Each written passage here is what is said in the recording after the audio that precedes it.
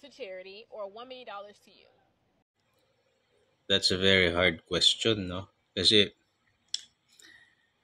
dito sa Pilipinas, charitable institutions are foundations. Maraming foundations na binubuo para sa pakiramdam ko hindi maganda.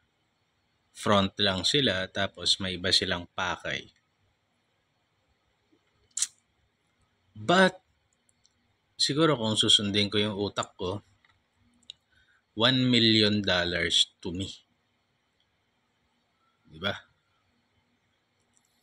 Pero kung susundin ko yung kalooban ng Panginoon, pag nabigyan ako ng pagkakataong mamili nito, ayos naman ako ngayon. Yayabang lang ako sa $1 million. Okay na siguro yung $50 million to charity. Bahala na sila kung anong gagawin nila dun. Kung kukurakutin nila o itutulong talaga nila. Kasi if it's up to God, hindi ko na dapat isipin kung tutulong nga ba nila o hindi. Pinadaan lang sa'yo eh. Diba? Ano bang plano ni God? Sige, 50 million na lang sa charity. Kasi ang plano ni God lagi, mas maraming makinabang, mas maraming mag-prosper. Eh ako, bahala na rin si God sa akin. I think yun ang pinakamagandang mindset ngayon, no? Masyado tayo nag-overthink. Oo, maraming masama sa mundo, kaya lang, kung nabigyan ka ng pagkakataon na mamili dyan, iisipin mo, ano ba yung will ng Diyos?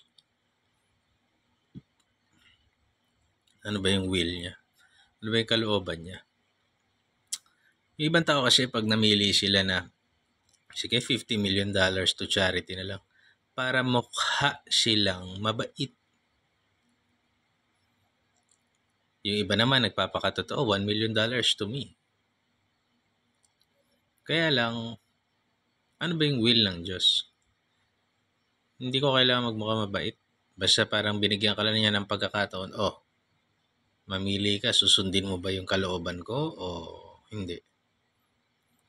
Sa ngayon, hindi man ako mayaman, hikahos man ako, pero may mga taong nandiyan dyan, nanay ko, yung jowa ko, kumakain ako na masarap dahil sa kanila. So, kasi kung ako lang, nakapirurot yung kinikita ko. Diba?